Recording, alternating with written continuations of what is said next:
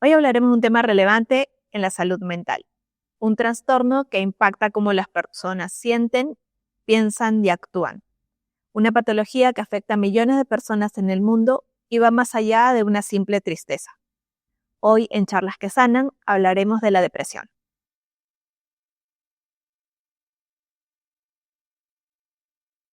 Para hablar de este tema tenemos con nosotros al doctor Carlos Mendoza.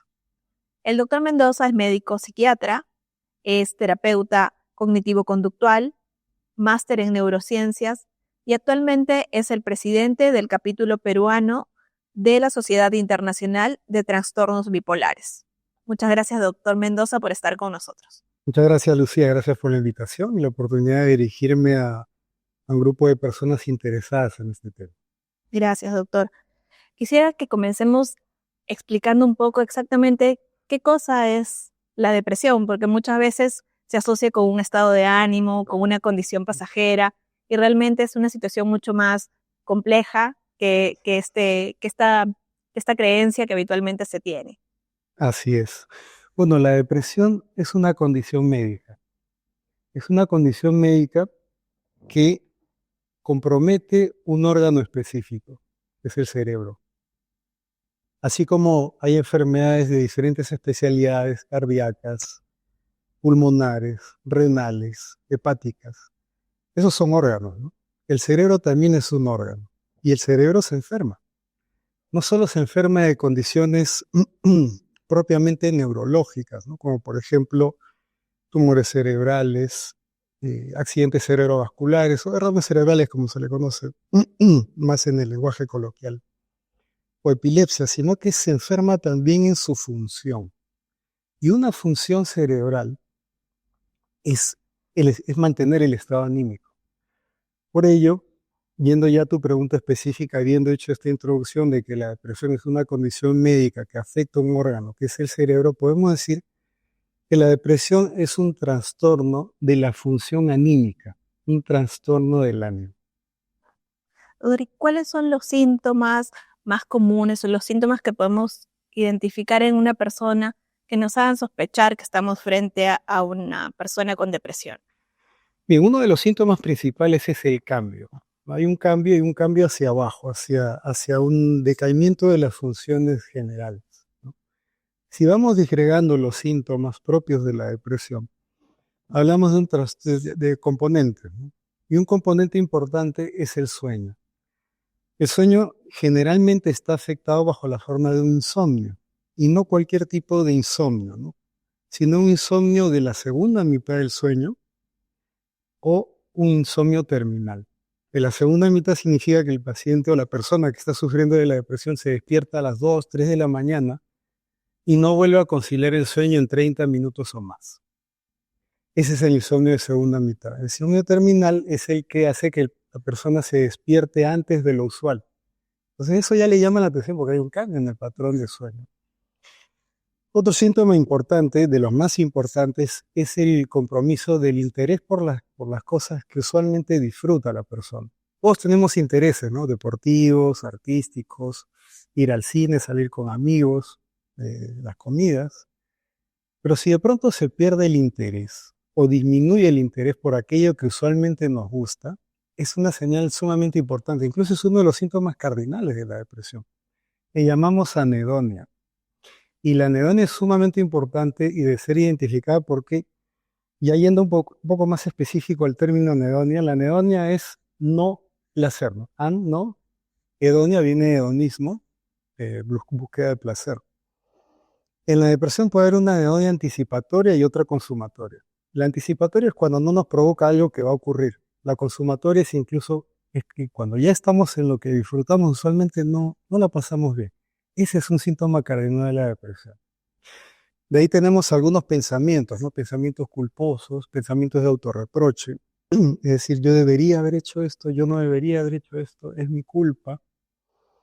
Y en ese campo de los pensamientos también están los pensamientos negativos, relacionados a uno mismo, relacionados al entorno y relacionados al futuro. La energía también está disminuida. La persona está cansada durante el día, o no puede completar su actividad física o mental del día. Todos esos son cambio del sueño, cambio del interés, cambio en los pensamientos, cambio en la energía y también un cambio en la concentración. Notablemente disminuye la concentración, el paciente lee lo que siempre leía y no lo termina, o lo tiene que volver a leer, o se distrae con cierta facilidad. Y de ahí propiamente la función anímica, ¿no? Tristeza. Pero una tristeza que es de fondo, ¿no? No es solamente un estado emocional transitorio como la tristeza que nos produce, pues, de repente una noticia de la pérdida de un amigo que nos pone tristes, pero después nos reconectamos con nuestra vida cotidiana, anímicamente, ¿no? En la depresión es una tristeza larga, que no cede. Quizás uno puede salir con esfuerzo para realizar sus labores diarias, pero siente que de fondo está triste. También puede concomitantemente presentarse ansiedad o irritabilidad. Y ese es un punto importante de discriminar, porque no todas las depresiones son iguales.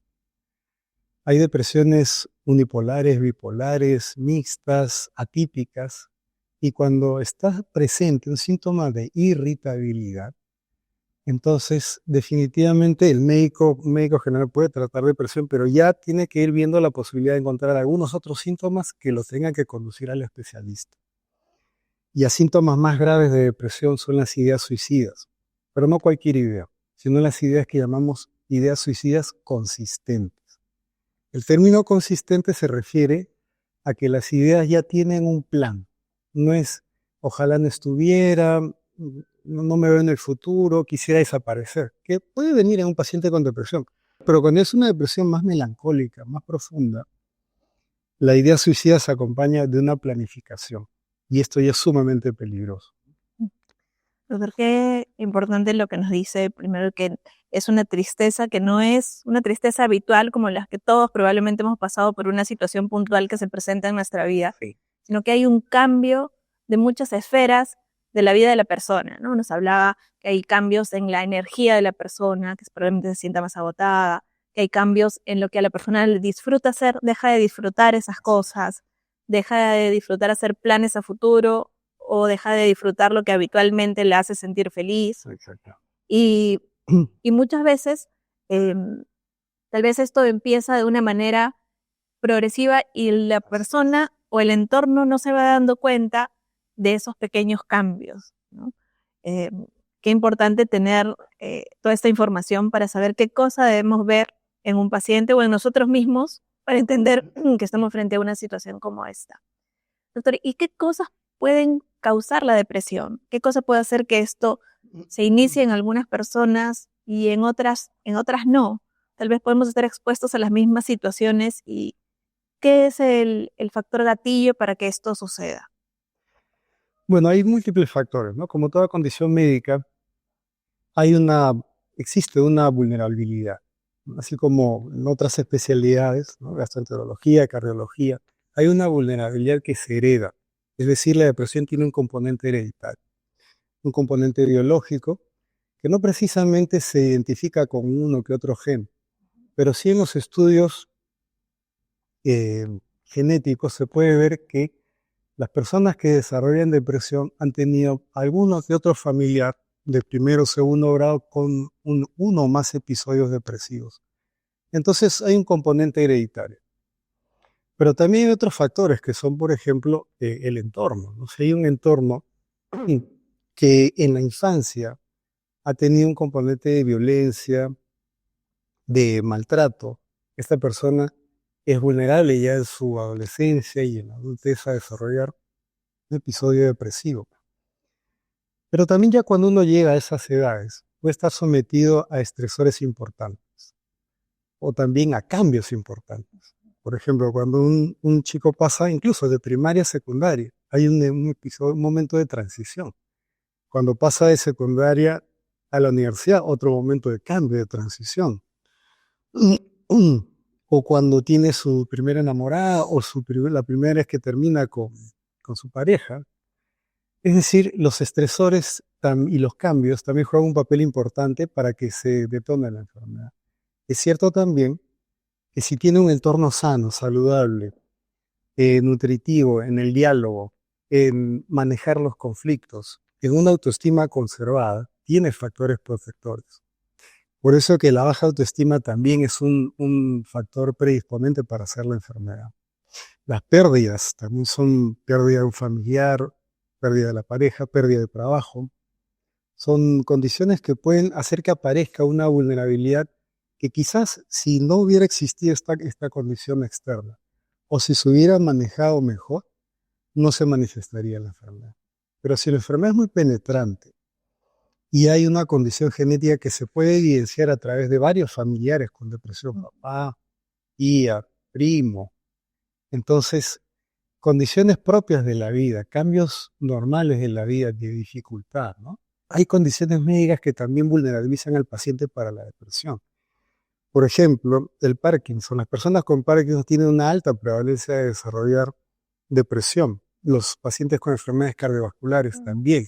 Enfermedades tiroideas, ya por la misma enfermedad tiroidea hay una asociación enorme. Entonces, el que las otras especialidades de la medicina estén atentas a estos síntomas es de suma importancia, porque cada especialidad, la reumatología, traumatología, neurología, todas ellas presentan muchas veces, además de la condición propia de su especialidad, una comorbilidad que bien podría ser depresión. Justo eso iba a comentarle, ¿no? Que muchas veces los médicos de otras especialidades son quienes pueden detectar a un paciente que está presentando que tiene algunos indicios de estar sufriendo una depresión, ¿no? Y ellos serían quienes podrían derivar a este paciente a un especialista, a un psiquiatra. Así es. Que muchas veces los pacientes, todos nosotros como pacientes, cuando tenemos alguna molestia mucho más orgánica, vamos al gastroenterólogo, vamos al traumatólogo, Claro. pero cuando tenemos una molestia o una alteración de esta índole, muchas veces no buscamos la ayuda que deberíamos buscar. Y ahí va enfocada mi siguiente pregunta. ¿Cómo se hace el diagnóstico de la depresión? Al ser una patología que probablemente no hay pruebas o exámenes auxiliares que nos vayan a llevar exactamente a un diagnóstico, no hay una prueba de una imagen o una prueba de sangre que nos dé el resultado. Muchas veces las personas hasta tienen un poco de duda del diagnóstico en sí porque no lo ven como algo tan tangible. ¿Nos podría explicar cómo se realiza el diagnóstico de la depresión? Sí, excelente pregunta y oportunidad para dar información sobre este tema. Mira, si bien las neuroimágenes han avanzado y algo se puede detectar en SPETs o PETs, me refiero a neuroimágenes, ninguno de ellos está ni de cerca de un diagnóstico que es mucho más acertado desde la perspectiva clínica. Es decir, el diagnóstico es eminentemente clínico. Clínico en cuanto a la evaluación del momento y clínico también en la trayectoria de la enfermedad. La depresión, a diferencia de la tristeza común y corriente, uno puede ponerse triste por alguna situación que lo afectó. La tristeza es transitoria. La tristeza común, la tristeza de la depresión es prolongada y no se debe al cambio de la situación o del estresor. Para diagnosticar depresión tenemos que tener 2 semanas, por lo menos 2 semanas, de los síntomas que mencioné hace un momento. Alteraciones en el sueño, disminución del interés por aquello que antes uno disfrutaba. Muchas veces eso también está asociado a disminución del interés sexual, disminución del apetito. En las depresiones atípicas puede ocurrir lo contrario, puede aumentar el apetito o puede haber insomnio, pero es de los menores casos. La mayoría tiene insomnio de segunda mitad o terminal, disminución del interés, pensamientos culposos, ese es un tercer síntoma importante, negativos también, la energía disminuida, la concentración disminuida, la tristeza. Y asociada pueden estar síntomas de ansiedad o síntomas de irritabilidad. Y bueno, la ideación suicida, ¿no? A veces hay personas que lo mencionan y al decirlo, bueno, hay que estar sumamente atentos para realizar algún tipo de soporte, ayuda que lo conduzca a un especialista que atienda esa condición. Doctor, y una vez diagnosticado el trastorno depresivo, ¿cuál es el tratamiento? Porque muchas veces hay un poco de tabú o de temor cuando hablamos de tratamiento farmacológico, también asociamos que solamente el tratamiento es farmacológico. Y aquí, a diferencia de probablemente el manejo de otras especialidades, el único tratamiento no es farmacológico, sino hay un tratamiento que es cognitivo-conductual, ¿no? La terapia psicológica. Así es. ¿Cuál de estos dos aspectos del tratamiento es más importante? Si es que uno es más importante, siempre van ambos juntos, puede ser solamente uno de los dos dependiendo del paciente.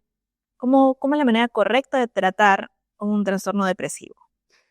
Bueno, es una pregunta también importante y también es importante quizás que podamos ir entendiendo que es una condición médica, es una enfermedad, es un trastorno del humor. Por lo tanto, hay cambios biológicos. Los cambios biológicos implican una intervención que revierta ese proceso anímico funcional alterado. Las depresiones de manera general tienen varias formas de clasificación. Una de ellas es depresión leve, moderada, severa y grave. Para las depresiones leves, la psicoterapia es la primera elección. Psicoterapias básicamente de 3 orientaciones. La que mencionaste hace un momento, terapia cognitivo-conductual, que busca ayudar a que se adecúen a la realidad algunos pensamientos distorsionados que tenemos y que adquirimos casi desde la infancia, ¿no? O, por ejemplo, un pensamiento polarizado, ¿no? O sea, es todo, nada, siempre, nunca. De tal manera que no tenemos un abanico de posibilidades, sino que casi siempre vamos al extremo. Ese pensamiento polarizado vulnerabiliza a la persona de depresión, a la depresión. Y también en la terapia cognitivo-conductual se ayuda a que las ideas irracionales o creencias irracionales de fondo vayan adecuándose más a la realidad y sean adaptativas. Eso de manera general es lo que hace un psicoterapeuta cognitivo-conductual. Otra psicoterapia también bien estudiada en cuanto a su efectividad es la terapia interpersonal. La terapia interpersonal lo que busca es ayudar a la persona a que aprenda a resolver sus conflictos, ¿no? Que aprenda a manejar los conflictos y también que aprenda a manejarse mejor en las relaciones interpersonales. Con esto, mire, son dos grandes cosas que hace la terapia interpersonal, pero es sumamente potente para que una persona se maneje. Si una persona maneja bien sus conflictos o con otras personas, entonces disminuye la posibilidad de que eso sea un estresor. Lo mismo así es que en sus relaciones interpersonales eh, lleva una condición saludable, va a ser potenciadora anímica. Y el tercer grupo de terapias están unas más novedosas, ¿no? Como la aceptación y compromiso, la terapia de mindfulness también ayuda. Pero bueno, si esto sí es exclusivamente psicoterapéutico y no psicofarmacológico, está pues en la depresión leve, la psicoterapia. Si la depresión es moderada o severa, y estamos hablando de algo que compromete más la función del paciente y hay un compromiso biológico más marcado. Ahí se introduce la terapia psicofarmacológica, sumamente efectiva.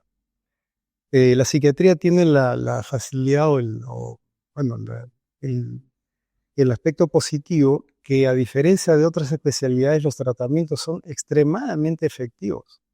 Comparativamente con hipertensión, con neoplasias, con problemas gástricos, los tratamientos psicofarmacológicos son sumamente efectivos. ¿Por qué? Porque cuando ya se establece una depresión clínica, que hablábamos de 2 semanas, y con estos síntomas ya hay cambios neuroquímicos. Y esos cambios neuroquímicos que se ubican básicamente en 3 o 4 moléculas: noradrenalina, dopamina, serotonina y glutamato. Entonces, estamos hablando de cambios biológicos que requieren un aporte biológico y los psicofármacos son bien efectivos. Los más antiguos son los fármacos antidepresivos tricíclicos, de ahí vamos a los inhibidores selectivos de la captación de serotonina, donde está citalopram, fluoxetina, sertralina y otros más, los que llamamos duales. De ahí tenemos algunas alternativas como los inhibidores de la monoaminoxidasa. Entonces ya estamos hablando de psicoterapia para depresiones leves, moderadas, severas o graves, tratamientos psicofarmacológicos. También hay tratamientos no biológicos, eh, como la estimulación magnética transcraneal, como la terapia incluso electroconvulsiva, pero son para casos extremadamente severos. Y el tercer grupo de tratamientos que se debe incluir es el cambio de estilos de vida. Los estilos de vida son sumamente importantes. Se tienen que abordar, y lo más completo para un tratamiento un tratamiento antidepresivo, involucra ya las tres áreas: psicoterapia, tratamiento psicofarmacológico y cambios en el estilo de vida. Solamente la depresión leve puede ser exclusivamente psicoterapia o cambios de estilo de vida, pero cuando ya es moderado o severa, las tres combinadas tienen un efecto mucho mayor. Respecto al tema de los fármacos, me gustaría centrarme en algo que decía, que probablemente a veces a muchas personas no les puede quedar claro, que cuando hay ese trastorno de la función cerebral, lo que pasa es que hay cambios en las sustancias que normalmente produce nuestro cerebro para funcionar de cierta forma, ¿no? Hay sustancias que el cerebro fabrica y que necesita para que nosotros nos sintamos o actuemos de determinada manera.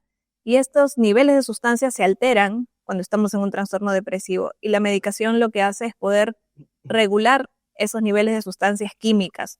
Es decir, es un cambio real, un cambio biológico. No es que la persona quiere estar triste o no pone de su parte para sentirse mejor, sino que hay un cambio realmente bioquímico a nivel cerebral.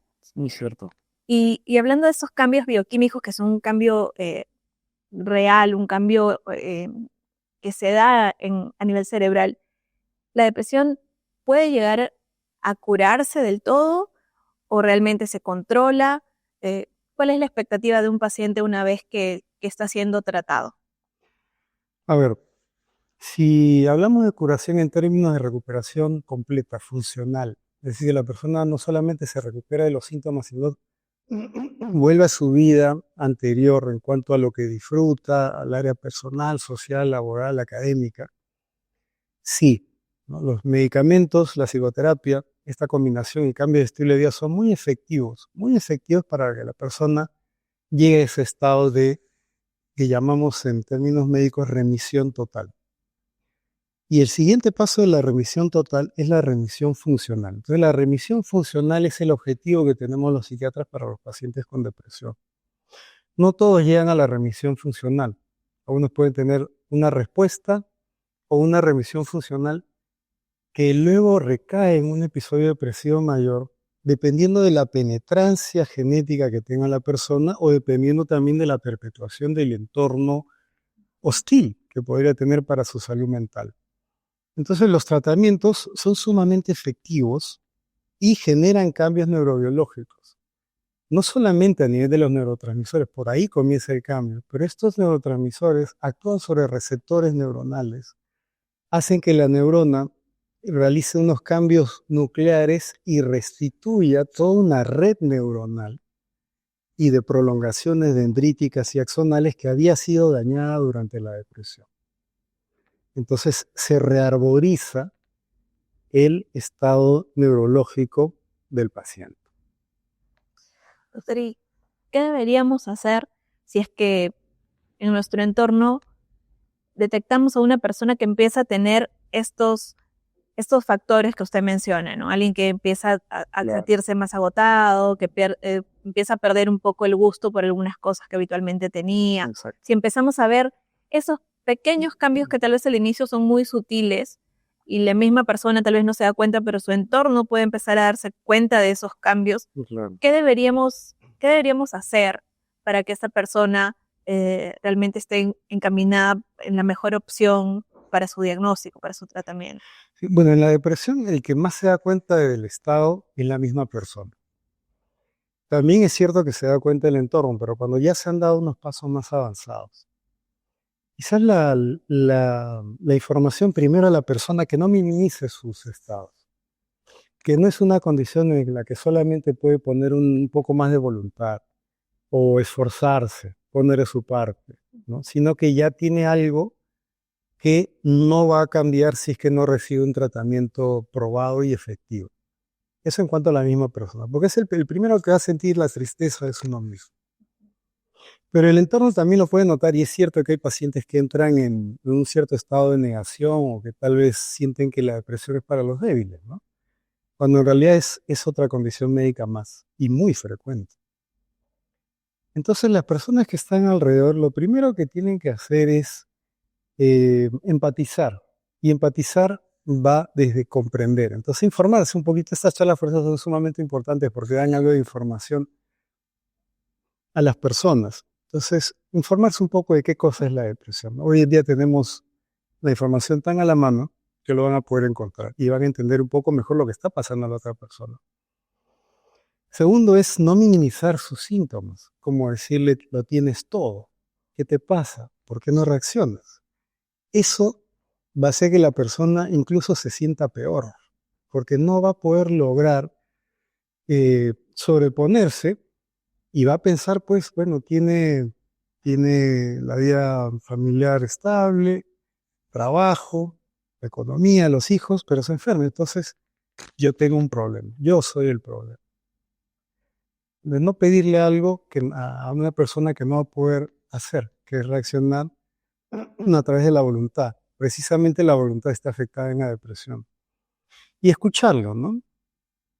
Dar un poco de atención, identificar estos síntomas que hemos ido soltando a lo largo de la entrevista, para que en un momento le proponga recibir una ayuda especializada, que esto es muy frecuente, esto no es una condición debilitante, es como tener una gastritis y querer resolverla uno a punta de voluntad, eso es imposible. Acá hay una condición médica, ¿no? Hay unos neurotransmisores afectados, las conexiones neuronales están dañadas y hay que restituirlo con un tratamiento médico y o psicoterapéutico y cambios del estilo de vida. También se le podría decir a la persona pues que la acompañe, vamos a caminar, ¿no? Ya ese caminar y estar expuesto al sol, a la luz, lo ayuda.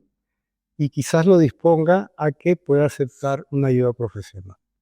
Creo que es a veces un poco complejo ese ayudar sin invadir, ¿no? Sin llegar a ser muy, muy invasivo para no tener un rechazo de la persona, sino poder ir llegando poco a poco Así es. a que la persona pueda comunicar Sí, sí. y entender la situación en la que se encuentra.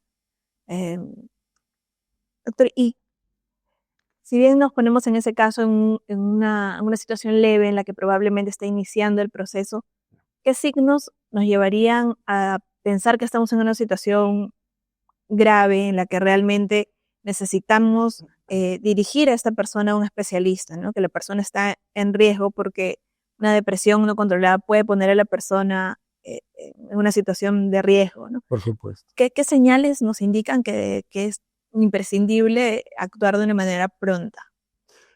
A ver, no tenemos que llegar a que sea explícita la manifestación de una idea suicida para darnos cuenta que la persona necesita ayuda inmediata.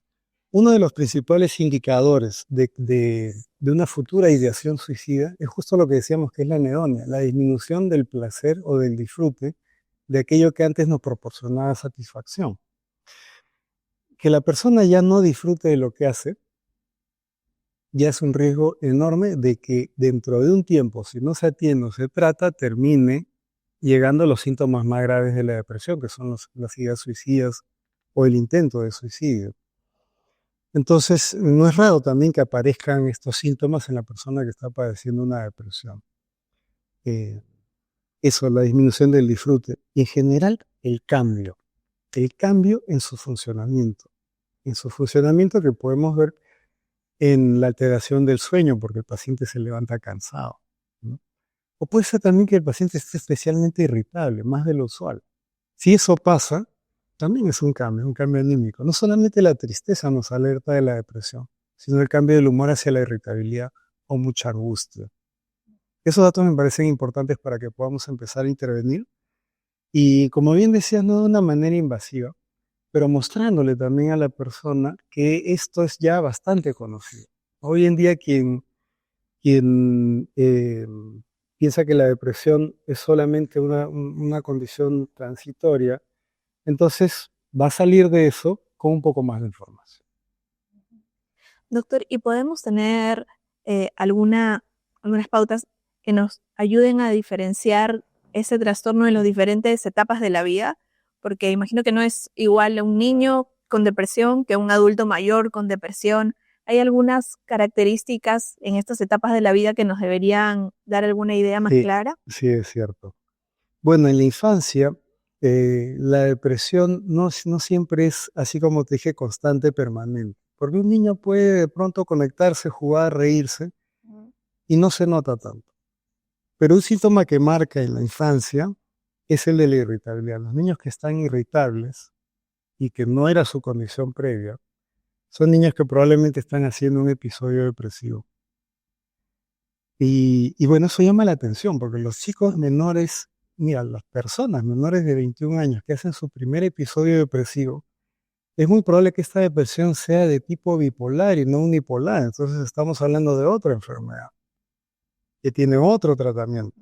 Por lo tanto, los colegas pediatras, los psiquiatras de niños y adolescentes y en general aquellas personas que ven una persona menor, que apunten al cambio, el cambio del humor. Puede ser hacia la tristeza o puede ser hacia la irritabilidad. En los niños es más frecuente la irritabilidad y es de alto riesgo la posibilidad de que tenga otro trastorno incluso mayor.